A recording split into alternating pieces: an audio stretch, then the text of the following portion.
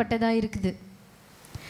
மற்றவர்களுக்கு முன்பதாய் நம்ம எப்படியாப்பட்ட வாழ்க்கையை வாழ்கிறோம், மற்றவர்களுக்கு முன்பதாய் நம்மளுடைய பேச்சு எப்படியாப்பட்டதாக இருக்குதா? அவிசுவாசமாக இருக்குதா, விசுவாசமாக இருக்குதா? நல்ல வார்த்தையாக இருக்குதா இல்லை கெட்ட வார்த்தையாக இருக்குதா? மற்றவங்களை மோட்டிவேட் பண்ணக்கூடியதாக இருக்குதா இல்லை மற்றவங்களை தாழ்த்துதான் இருக்குதா? இது எதை நீங்கள் செய்தாலும் அவங்கள எதை செய்தாலும் நம்ம எதை செய்யணும் தெரியுமா? நம்ம மந்தைக்குள்ளாய் அவர்களை சேர்க்க தான் நம்மளுடைய வார்த்தையோ பேச்சோ நடக்கையோ அவங்கள தட்டி கொடுக்கறதா இருக்கணுமே தவிர்த்து, சில பேர்லாம் இருக்கிறாங்க, அவங்க என்ன பண்ணுவாங்கன்னா செஞ்சதையே தப்பு சொல்லி சொல்லி சொல்லி சொல்லி சொல்லி சொல்லி குற்றப்படுத்தி என்ன பண்ணுவாங்க, அந்த பிள்ளை சபைக்கு வராமையே பண்ணுருவாங்க. இது அநேக வாலிப பிள்ளையுடைய வாழ்க்கையில் நடக்கிற ஒரு உண்மையான சம்பவம். என்ன தெரியுமா? நான் பண்ணிட்ட ஒரு தப்பு, ஆனால் நான் அதை சரி செய்துக்கிறேன் அப்படின்னு அவன் நினைக்கிற சமயத்தில் பெரியவங்களோ இல்லை கூட இருக்கிற ஃப்ரெண்ட்ஸோ எல்லாத்தையும் பண்ணிவிட்டு இது பத்தியா அப்படின்னு நம்ம பார்க்குற பார்வை, பேசல வேணாம், நீங்கள் வாயை திறந்து சொல்லவே வேண்டாம், நீங்கள் நம்ம பார்க்குற அந்த பார்வையை அவள் புரிஞ்சுப்பா. அப்போ புரிஞ்சுட்டு அது என்ன பண்ணோம், நெக்ஸ்ட் வாரத்துலேருந்து என்ன பண்ணாது, சபைக்கே வராது. இன்னைக்கு நம்மளும் ஆடை வெளியே துரத்தக்கூடாது, நம்மளும் போகக்கூடாது. ஆமென். கர்த்தர் நம்மளை ஸ்திரப்படுத்துகிறவராக இருக்கிறார். அடுத்தது வாசிக்கலாமா? எலும்பு முறிந்ததை காயம் கட்டி, he binds the injured அப்படின்னு இருக்குது. இன்னொரு அர்த்தம் என்னென்னா, அதாவது இன்னைக்கு நிறைய பேர் காயத்தோடு இருக்கிறோம். ஆமென். என் காயத்தை யார் பார்க்குறது? மற்றவங்க வார்த்தையினால என் இருதயம் காயப்பட்டிருக்குது, அது யார் பார்க்குறது? சொல்லுவாங்கள்ல, என் பிள்ளைங்க கூட என் காயத்தை என்ன பண்ண மாட்டேங்குது, பார்க்க மாட்டேங்குது சொல்லுவாங்க, பெற்றோர் சொல்லுவாங்க. சின்ன பசங்க என்ன சொல்லுவாங்க, எனக்குள்ளே இருக்கிற வேதனை உனக்கு புரியுதா அப்படின்னு பெற்றோரை பார்த்து என்ன பண்ணுவாங்க, பசங்க கேட்பாங்க. ஆனால் கர்த்தர் என்ன தெரியுமா சொல்கிறாரு? உங்கள் இருதயத்தில் இருக்கிற காயங்களை கர்த்தர் ஆற்றுகிறவராக இருக்கிறார். ஆமீன். அது எப்படியாப்பட்ட காயமாக இருந்தாலும், பிரிவினைகள், இன்னைக்கு அநேக குடும்பங்களில் இருக்கிற பிரிவினை இருதயத்தை காயப்படுத்துது. ஆமீன். அநேகருடைய பேச்சு நம்ம இருதயத்தை காயப்படுத்துது. நம்மளுடைய பலவீனம் நம்ம இருதயத்தை சோர்வுக்குள்ளாக்குறது. ஆனால் கர்த்தர் சொல்கிறாரு, இந்த காயத்தோடு தான் நம்ம காரியத்துக்குள்ளாய் வருகிறோம், உண்மை. ஆனால் இங்கேருந்து போன பிறகும் அதே காயத்தோடு நான் போகிறேன்னா என்னால் குற்றமற்றவளாய் அங்கே என்ன பண்ண முடியாது, போக முடியாது. ஏன் போக முடியாது? ஏன்னா என் இருதயத்தை ஆற்றக்கூடிய கர்த்தர் என் அருகாமையில் இல்லைன்னு நீங்கள் உங்களுக்கு தெரியாததுனால தான் அந்த காயத்தோடு என்ன பண்ணுறீங்க, நம்ம வெளியே போகிறோம். அந்த காயத்தை இங்கே ஊற்றி என் கர்த்தர் என் காயத்தை ஆற்றிட்டாங்க, என்னை கர்த்தர் சரி செய்துட்டாங்க, என்னை கர்த்தர் பலப்படுத்திட்டாங்கன்ற ஒரு தாட்டோடு எண்ணத்தோடு நீங்கள் வெளியே போகும்போது அது திருப்பி நமக்குள்ளே வர்றதுக்கு வாய்ப்பே கிடையாது. ஆனால் ஏன் வருது தெரியுமா? வருது. ஆமாம் தானே. இன்றைக்கி நம்ம சர்ச்சுக்குள்ளே இருக்கிறவர்களும் நல்லா இருக்கிறோம், பலனாக இருக்கிறோம், ரொம்ப ஸ்ட்ரென்த்தனாக இருக்கிறோம், ரொம்ப நல்லா ஆக்டிவாக இருக்கிறோம். இவ்வளோ வெளியில் இருக்கிற எந்த காரியமும் நம்ம தாட்டுக்கு வர்றதே கிடையாது. ஆனால் இங்கேருந்து அப்படி வாசப்படி தாண்டின உடனே வருதுன்னா காரணம் என்ன? இங்கே முழுமையாக நீங்கள் இல்லைன்னு அர்த்தம், முழுமையாக எதுவுமே ஒப்பு கொடுக்கலன்னு அர்த்தம், முழுமையாக ஆராதிக்கலன்னு அர்த்தம், முழுமையாக தேவனுடைய வார்த்தையை கேட்கலன்னு அர்த்தம். அதனால்தான் வெளியே போன உடனே அவன் வெளியே தான் இருப்பான். இங்கே முழுமையாக நம்ம எதையுமே செய்யலைன்னா ரைட், அவனுக்கு தெரியும் வெளியில் இருக்கிறவனுக்கு இது முழுமையாக, நம்மளுக்கு தெரியுதோ இல்லையோ, வெளியில் இருக்கிறவனுக்கு கரெக்டாக தெரியும் இது முழுமையாக. அவன் போய் அவங்க சொல்லுவான், இங்கே பாருங்கள், அது முழுமையாக ஆராதிக்கலை, முழுமையாக அது உங்ககிட்ட எதுவுமே சொல்லலை, அது பண்ணுறதுலாம் எனக்கு தான் தெரியும், அதனால நான் அது பண்ணுற பிரச்சனை பண்ணிட்டு தான் இருப்பேன். ஆனால் எப்போ நீங்கள் வெளியே போனோன்னா அவன் பயந்து ஓடுவானா? இங்கே முழுமையாக இருக்கும் பொழுது, இங்கே முழுமையாக நம்ம எப்போ ஒப்பு கொடுக்குறோமோ அப்போ தான் நம்ம இருதயத்தின் காயங்களை கர்த்தர் ஆற்றுகிறவராக இருக்கிறார். ஆமென். முழுமையாய் நம்ம ஒப்பு கொடுக்கும் பொழுது கர்த்தர் நம்ம பலவீனத்தை மாற்றுகிறவராக இருக்கிறார். யாருடைய வார்த்தைகளோ நம்ம இருதயத்தை காயப்படுத்தி இருக்கோன்னா மற்றவருடைய செயல் கூட இன்றைக்கி நம்மளை காயப்படுத்துது. ஆமாம் தானே? நம்ம உறவுகள், நம்மளுடைய கணவர், நம்மளுடைய மனைவி, பிள்ளைகள் செய்கிற சில காரியங்கள், நம்மளுடைய ஃப்ரெண்ட்ஸு செய்கிற சில காரியங்கள் நம்ம இருதயத்தை என்ன பண்ணுது? காயப்படுத்துது. ஆனால் கர்த்தர் சொல்கிறார், அந்த காயத்தை நான் ஆற்றுகிறவராக இருக்கிறேன். ஆமென். ஏன் தெரியுமா? அந்த பேசின வார்த்தையை காட்டில உனக்குள்ளே இருக்கிற நான் பெரியவர். ஆமென். கர்த்தர் இதை தான் நம்மளுக்கு உறுதிப்படுத்துகிறாரு. கர்த்தர் இன்னைக்கு சொல்கிறாங்க, இருதயத்தின் காயங்களை ஆற்றி நம்மளை மாசற்றவர். ஏன் தெரியுமா? இந்த ஒருத்தர் பேசின அந்த வார்த்தையோட காயத்தோடு நம்ம என்ன பண்ண முடியாது? மேலே போக முடியாது. அவருக்கு முன்பதான் போய் குற்றமற்றவர்களை நம்மளால் நிற்க முடியாது. ஆமென்.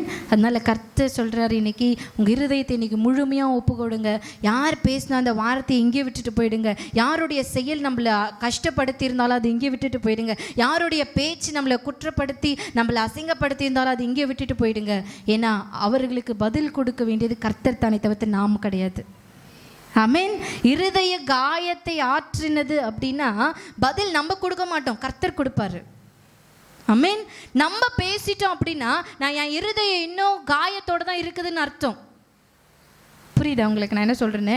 என் இருதயம் எப்போ அந்த காயத்தினாலேயே இருக்குதோ அந்த கோபத்தின் வெளிப்பாடு தான் நான் உங்களுக்கு பதில் பேசுகிறேன்.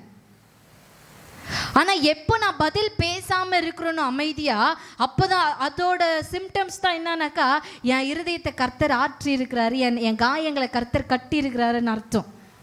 நான் அமைதியாக இருக்கும்போது நான் பேசிட்டேன் அப்படின்னா என் இருதயத்தில் இன்னும் அந்த காயம் இருக்குதுன்னு அர்த்தம். ஆமென். அதனால் கர்த்தர் சொல்ல, இன்னைக்கு மன்னிச்சிடுங்க. யார் பேசினாலும் மன்னிச்சிடுங்க. ஏன் தெரியுமா? அந்த இருதயத்துக்கு மருந்து போடுகிறவர் அவங்களாம் கிடையாது, கர்த்தர். ஆமென். அதனால் அடுத்து நம்ம வாசிக்கலாம். நசல் கொண்டதை திடப்படுத்துவேன் அப்படின்னா என்னன்னாக்கா வீக்காக இருக்கிறத ஸ்ட்ரென்தன் படுத்துறாரு கர்த்தர். இன்னைக்கு எதெல்லாம் நீங்கள் வீக் நினச்சிட்டு இருக்கிறீங்களோ கர்த்தர் சொல்கிறாரு, உங்களை நான் பலப்படுத்துவேன்னு சொல்கிறாரு. ஆமென். ஆமாம், அது எதுவானா இருக்கட்டுமே, எந்த காரியமாக இருக்கட்டுமே, எந்த ஒரு பலவீனமாக இருக்கட்டுமே, எந்த சோர்வாக இருக்கட்டுமே, கர்த்தர் சொல்கிறேன், நான் உங்களை பலப்படுத்துகிறவராக இருக்கிறேன். ஐயா அடிக்கடிக்கு சொல்லுவாங்க ஒரு வசனத்தை தான், அவர் அடிக்கடிக்கு திரும்ப திரும்ப சொல்லுவாங்க. நம்ம கூட எப்போ சொல்லுவோம் தெரியுமா அந்த வசனம்? எக்ஸாம் டைமில். என்ன வசனம் அது?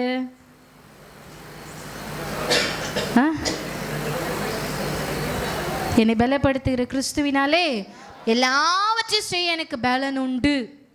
ஆமென். வேலை செய்கிற இடங்கள்ல நம்மளை பலவீனமாக பார்க்குறாங்களா, அவங்க மத்தியில் கர்த்தர் உங்களை பலமுள்ளவர்களாய் நிறுத்துவார். ஆமென்.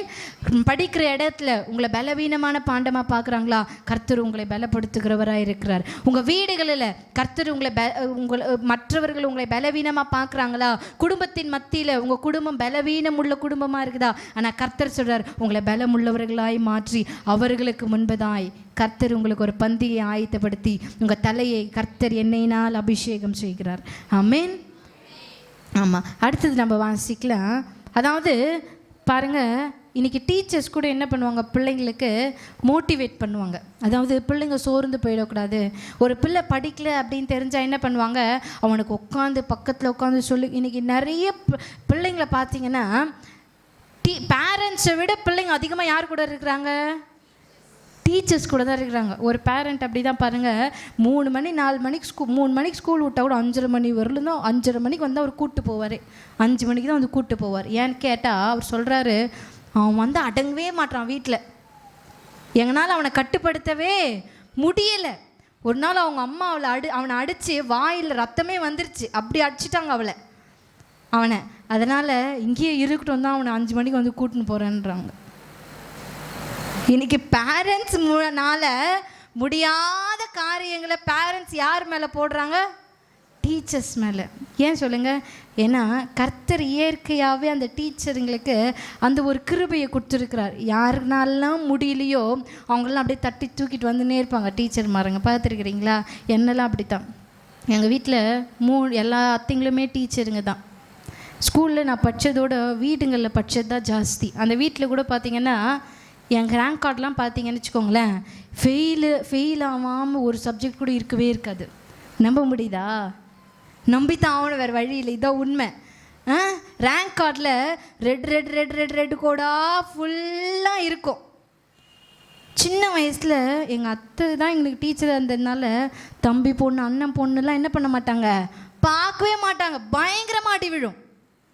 அப்படியே முட்டி இப்படி திருப்பி அடிச்சாங்கன்னு வச்சுக்கோங்களேன், அப்படி என் கைக்கு அதுவும் ரெட்டாகிடும். அப்படியே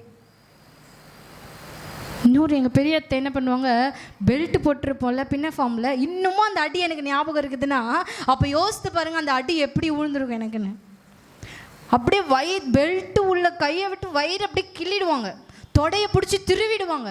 பஸ்ஸில் போகும்போது சிரிக்கக்கூடாது, யாரையும் பார்க்கக்கூடாது, பேசக்கூடாது, சத்தமாக பேசக்கூடாது, சத்தமாக சிரிக்கக்கூடாது. அதனால என்னவோ தெரியல, இப்போ நான் வெளியே போனவங்க நான் எங்கேயுமே வாய் தந்து பேசுனது எங்கள் ஹஸ்பண்ட் வேணால் நீங்கள் கேட்டு பாருங்கள், சொல்வார். வெளியே போனால் நான் வாயே திறக்க மாட்டேன், பஸ்ஸில் போனாலும் பேச மாட்டேன் எதுவுமே எங்கேயுமே யாருக்கிட்டையுமே. ஏன்னா வாங்கின அடி அந்த மாதிரி. ஏன்னா அவங்க எனக்கு அத்தை மாத்திரம் இல்லை, யார் அவங்க, டீச்சர் அப்படின்ற ஒரு பொசிஷன் எல்லா சென்டிமெண்ட்டும் தாண்டது. வாங்கின அடி பாருங்கள். என் கூட படித்த என் ஃப்ரெண்டு ஒருத்தன் ப்ரைமரி ஸ்கூல் தான், 5th ஸ்டாண்டர்ட் தான் படித்தான். அவன் என் மேரேஜுக்கு வந்திருந்தான். எங்கள் அத்தை கையை பிடிச்சி வாடா, இவன் என்ஜினியரிங் முடிச்சு அவனுக்கு கல்யாணம்லாம் ஆயிடுச்சு, வாடா நில்லுடான்னா பயந்து நிற்கிறான்.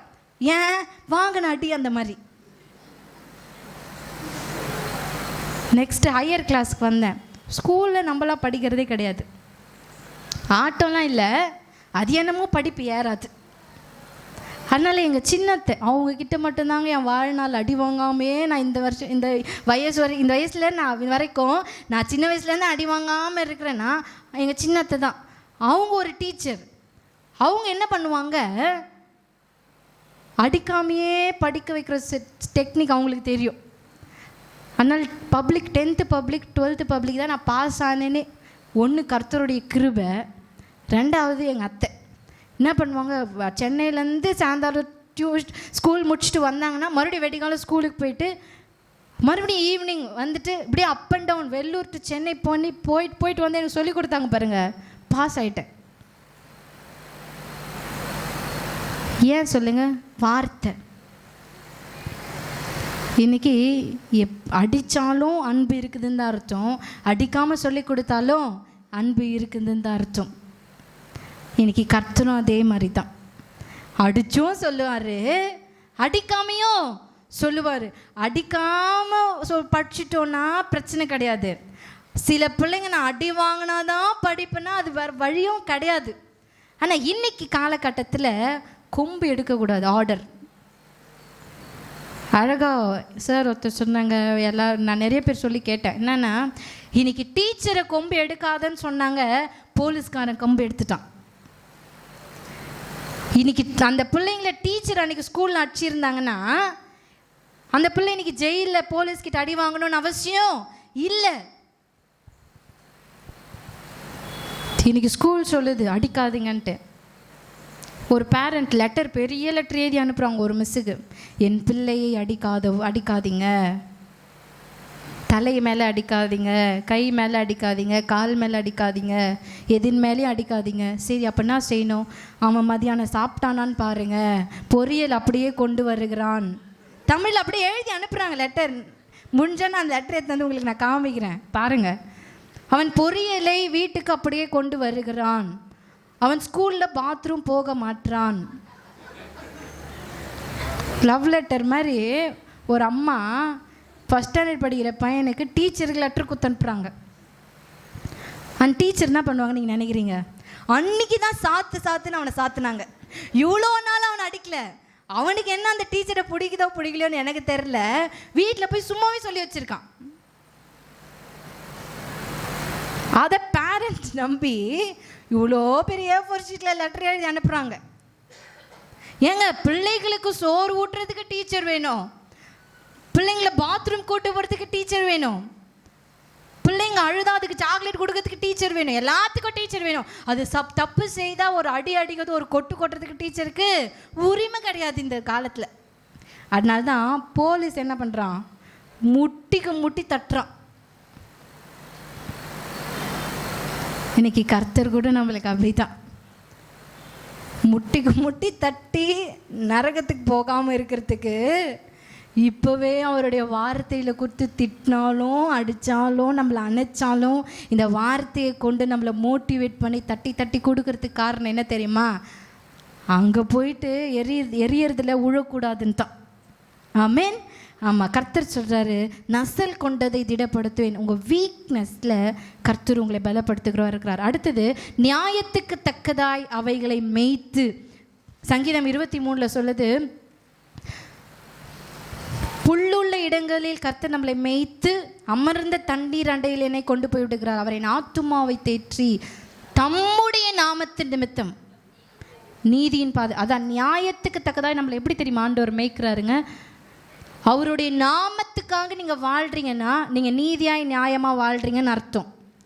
அவருடைய நாமத்தை அசூசிப்படுத்துகிற மாதிரியான காரியங்கள், பேச்சு, நடக்கை உங்களுடைய வாழ்க்கை இருக்குமே என்றால், அவருடைய நாமத்துக்காக நான் வாழலைன்னா நான் நியாயத்தின் பாதை நான் நடக்கலைன்னு அர்த்தம். இதுதான் இனி நம்ம யோசித்துக்கணும். எதெல்லாம் நான் ஏசப்பாவோட நாமத்துக்கு அகெயின்ஸ்டாக பண்ணியிருக்கிறேன், எதெல்லாம் ஒரு விரும்பாத காரியத்தை நான் பேசியிருக்கிறேன், நடந்திருக்கிறேனோ, அப்போது நான் நியாயத்தின் பாதையில் நான் நடக்கலை. அவரை நடத்துறதுக்கு ரெடியாக இருக்கிறார், ஆனால் நான் என்ன பண்ணலை, நடத்தலை. ரொம்ப அழகாக இந்த வசனத்தை நான் சொல்லி முடிக்கிற பாருங்கள். அடுத்தது இந்த வசனங்களில் இருக்குது, நீங்கள் நல்ல மேய்ச்சலை மேய்ந்து.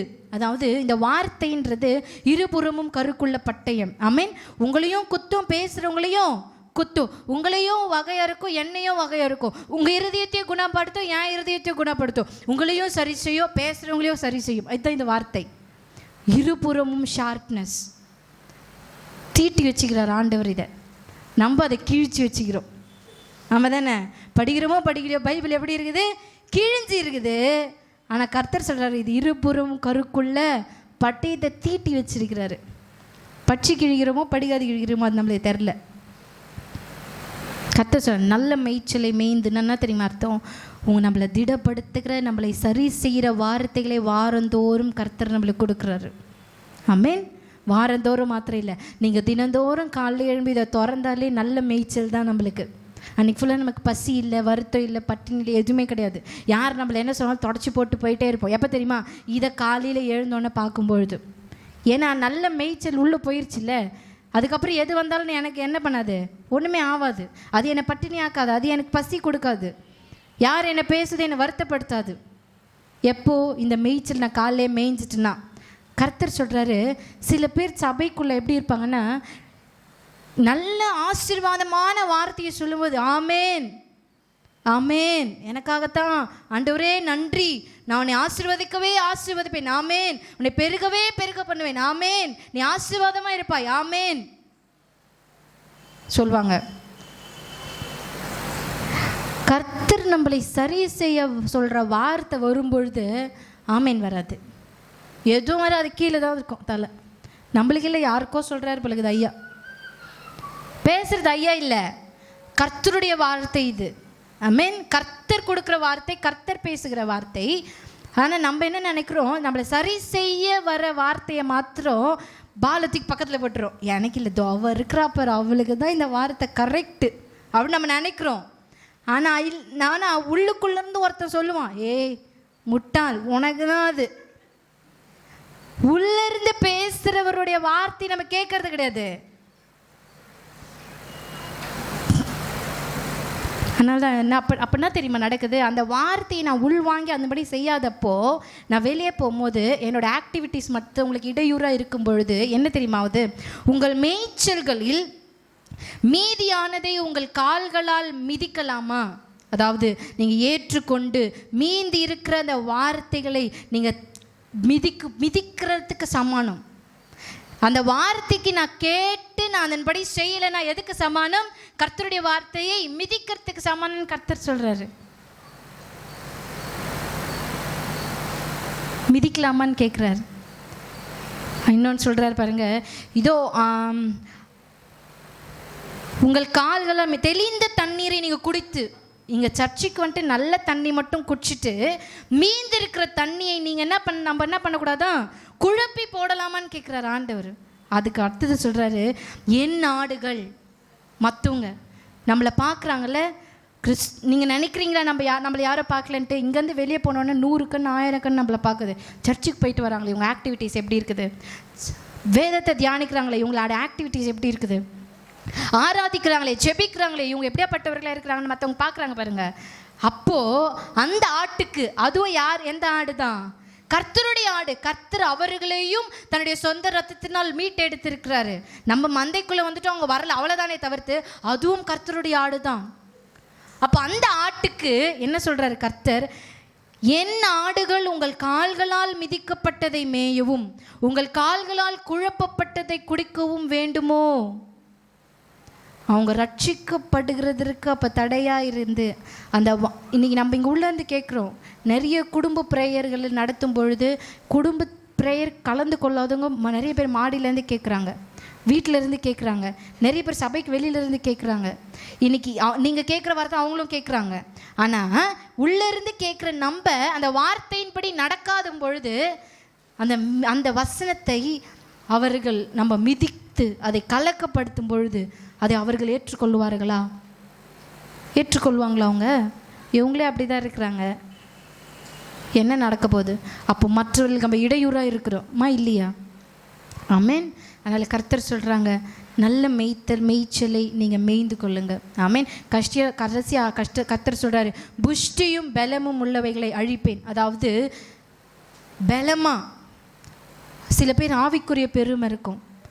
இந்த வேதத்தை நான் ஃபுல்லாக தியானிச்சிட்டேன் அப்படின்னு நம்மளுக்கு பெருமை இருக்கும். வர்ஷிப் பண்ணுற ஒரு பெருமை இருக்கும். வேதத்தை போதிக்கிற ஒரு பெருமை இருக்கும். ஆட்டோமேட்டிக்காகவே அது வந்துடுது, வேறு வழியே இல்லாமல். ஆனால் கர்த்தர் சொல்கிறாரு, நான் புஷ்டின்னு நம்ம நினைக்கும் பொழுது, நான் கர்த்தருக்குள்ளாய் பலம் உள்ளவர்கள் நினச்சி பெருமை ஆட்டோமேட்டிக்காக நம்மளுக்கு வந்துட்டு பாருங்கள். அந்த பெருமையாக இருந்துச்சுன்னா அங்கே போகும்போது நம்மளுக்கு அழிவு நிச்சயம். இதுக்கு யாரும் ஆமேன்னு சொல்ல மாட்டீங்க? ஆமாம்.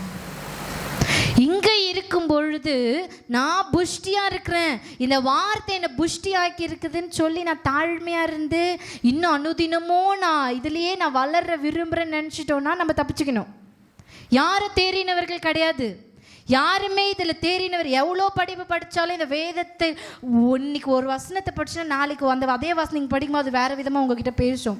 இதுக்கு முடிவு கிடையாது. இந்த வார்த்தைக்கு முடிவே கிடையாது. இதை நீங்கள் 10 முறை 100 முறை படித்து முடித்தாலுமே இதுக்கு முடிவு கிடையாது.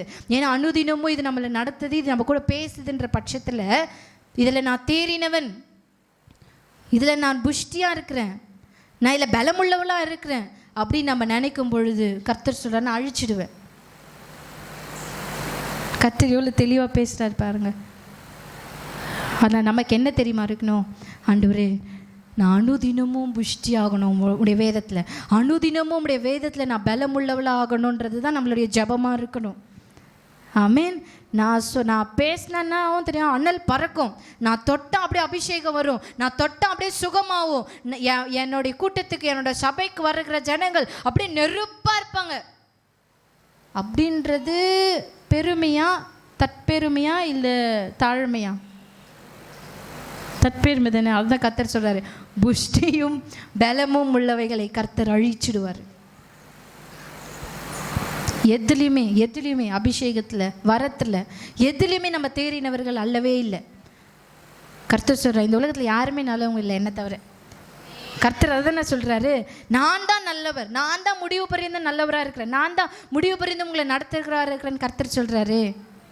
அப்போ அவருடைய வார்த்தைக்கு மாத்திரமே நம்ம கீழ்ப்படிந்தவர்களாய் இருப்போம். அப்படின்னா நல்ல மேய்ச்சலை மேய்ந்து கர்த்தர் சொல்கிறாரு, எதுக்கு இதை நான் உனக்கு, எதுக்கு இந்த நல்ல மேய்ச்சலை கர்த்தர் நம்மளுக்கு தராருன்னா, கர்த்தர் சொல்கிறாரு, நீங்களாம் சூசன் பை காட். கர்த்தர் உங்களை தேர்ந்தெடுத்திருக்கிறார். உங்களை சூஸ் பண்ணலைன்னு வச்சுக்கோங்களேன், இன்றைக்கி நம்ம யாரையுமே இங்கே இல்லை. கர்த்தர் நம்மளை சூஸ் பண்ணதுக்கான காரணம் வசனம் சொல்லுது, தேவன் எவர்களை முன்குறித்தாரோ அவர்களை தமது குமாரனுடைய சாயலுக்கு ஒப்பாய் இருக்கும்படி முன்குறித்தார்.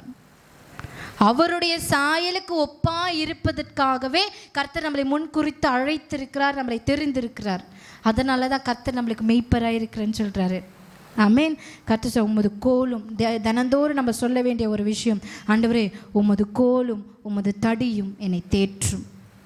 நான் நீடித்த நாட்களால் உங்களுடைய வீட்டில் நான் நிலைத்திருப்பேன். சங்கீதம் 23 தான் நம்மளுடைய ஜெபம் அனுதினமுமா இருக்கணும். ஆமேன். இந்த ஒரு சங்கீதம் போதுங்க, அதுக்குன்னு பைபிள் படிக்காதீங்க, டெய்லி இந்த சங்கீதம் மட்டும் படிச்சிருங்கன்னு சொல்லலை. ஏன்னா கன்வே ஆகிற விஷயம் ரொம்ப தப்பாக கன்வே ஆகுது அப்போ பாரு. அதனால தான் தெளிவாக சொல்கிறேன், சங்கீதம் 23 மட்டும் படிச்சுட்டு மற்றெல்லாம் படிக்காதீங்கன்னு நான் சொல்லலை. திருத்தம் நோட் பண்ணிக்கோங்க, பைபிளே படிக்கணும். அதிகமாக 23வது சங்கீதம் நம்மளுடைய ஜெபமாக இருக்கணும். ஆண்டவரே, புல்லுள்ள இடங்களில் அன்னதினமும் என்னை மேய்ங்கப்பா. நல்ல மேய்ச்சலை மேய்ங்க ஆண்டவரே.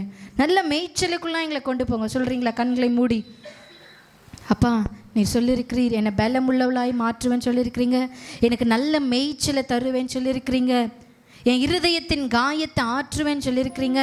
என்னை நியாய தீர்ப்புக்குள்ளாய் நடத்துவேன்னு சொல்லியிருக்கிறீங்க.